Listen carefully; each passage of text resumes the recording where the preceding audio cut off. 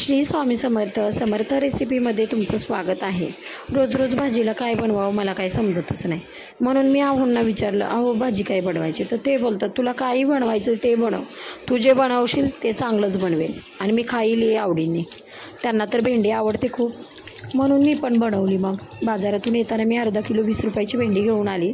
चाळणीमध्ये टाकून स्वच्छ पाण्याने धुवून घेतली। शक्यतो चाळणीमध्येच धुवायचे, म्हणजे कसं पाणी त्यामध्ये राहणार नाही। त्यानंतर एक सुती कापड घ्यायचं, त्यावरती आपण धुवून घेतलेली भेंडी घालायची आहे। व्हिडिओमध्ये दाखवल्याप्रमाणे भेंडी ठेवायची आणि स्वच्छ करून घ्यायची, एकदम कोरडी करून घ्यायची। त्यामध्ये पाणी राहिलं नाही पाहिजे। पाणी जर राहिलं तर भेंडी चिकट होते। चिकट भेंडी खायला कशी गिळगिळीत लागते, मला तर नाही आवडत। तुम्हाला आवडते का? नाही ना? मग या पद्धतीने भेंडी एकदम अशी कोरडी करून घ्यायची। थोडंही पाणी त्यामध्ये शिल्लक राहिलं नाही पाहिजे।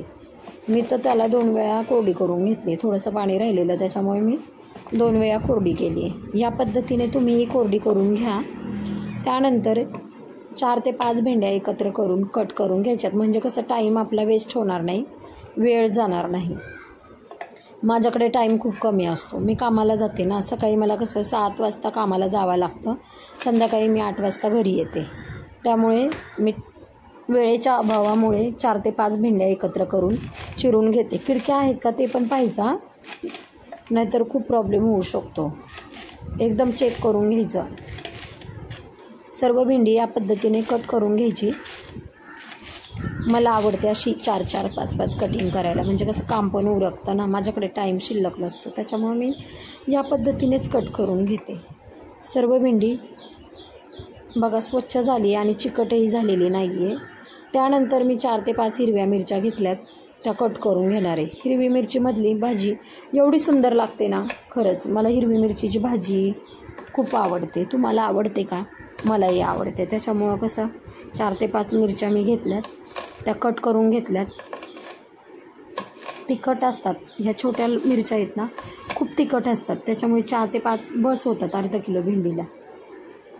त्यानंतर देठ काढून टाकायचे त्याचे, भाजीला ते वापरायचे नाही आहे। देठ काढून घ्यायचे। मिरची चिरून झाल्यानंतर आपण गावरान लसूण घेतला आहे, घ्या तुमच्याकडं जो असेल तो घ्या, पण मी गावरान लसूण घेतला आहे। गावी गेली होती ना, मग सासूबाईंनी मला 2 गड्ड्या दिल्या होत्या लसणाच्या, म्हणून म्हटलं चला गावरान लसणाच्याच भाज्या करत जाऊयात। कसं फोडणी दिली ना छान लागते एकदम। फोडणी व्यवस्थित असेल ना भाजीला, तर भाजी खरंच खूप सुंदर लागते। तुम्ही ट्राय करून बघा, मी तर ट्राय करते नेहमीच। आई देते, कधी सासूबाई देतात। खूप छान फॅमिली आहे आमची। तुमची फॅमिली कशी आहे कमेंटमध्ये मेसेज करा। खूप छान फॅमिली आहे आमची। माझ्या सासूबाई बोलल्या, नीलम गावी गावावरून मुंबईला जाते तर घेऊन जा। जाता जाता एवढं ओझं काही फार नव्हतं, त्याच्यामुळे मी 2 लसणाच्या येताना गड्ड्या घेऊन आले। एक एक करून सर्व लसूण मी सोलून घेतला आहे। सोलायला जरा हार्ड जातो, कारण हा गावरान लसूण छोटा असतो ना थोडासा, त्यामुळे। नंतर मिडियम गॅसवरती कढई ठेवून त्यामध्ये अर्धा वाटी शेंगदाणा भाजून घेतला आहे मी। एकदम डाग पडेपर्यंत असं भाजून घ्यायचं आहे। त्यानंतर मिक्सरमधून बारीक करून घ्यायचं आहे। बारीक म्हणजे एकदम बारीक नाही करायचा, थोडंसं जाडसर पण ठेवायचं। त्यानंतर 2 चमचे तेल घालायचं आहे। 2 चमचे तेल घातलं, थोडंसं गरम झालं की त्यामध्ये आपण फोडणी करणार आहोत। फोडणीसाठी यामध्ये मी तेल, नंतर अर्धा चमचा जिरी, अर्धा चमचा मोहरी, त्यानंतर आपण सोलून घेतलेला लसूण आणि हिरवी मिरची घालणार आहोत।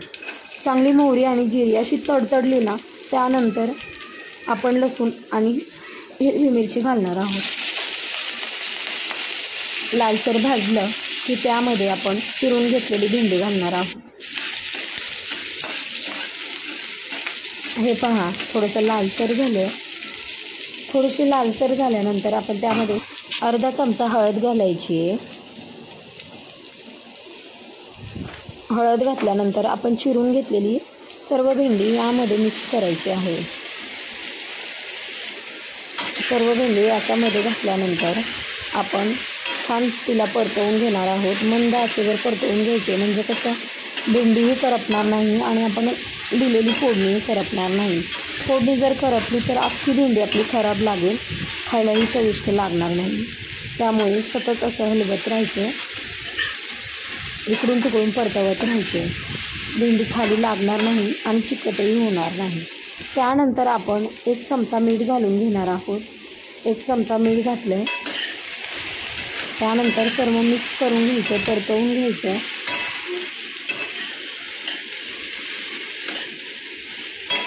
भेंडी छान परतवून घेतल्यानंतर त्यावरती 5 मिनिट झाकण ठेवायचं आहे. झाकण ठेवून वाफवून घ्यायचं आहे. एक वाफ काढून घेतल्यानंतर हे पहा, आपली भेंडी छान शिजलेली आहे. त्यामध्ये आपण बारीक करून घेतलेला शेंगदाण्याचा कूट घालणार आहोत. कूट घातल्यानंतर मिक्स करून घ्यायचं आहे, परतवून घ्यायचं आहे. हे पहा, आपली भेंडी अजिबात चिकट झालेली नाही आहे, चिकट होणारही नाही. चिकट होऊ नये म्हणून आपण भेंडीमध्ये 2 पदार्थ वापरू शकतो. एक तर लिंबू वापरायचं, दुसरं म्हणजे तेल वापरायचं. थोडंसं वरतून तेल घातलं तरीही चालतं.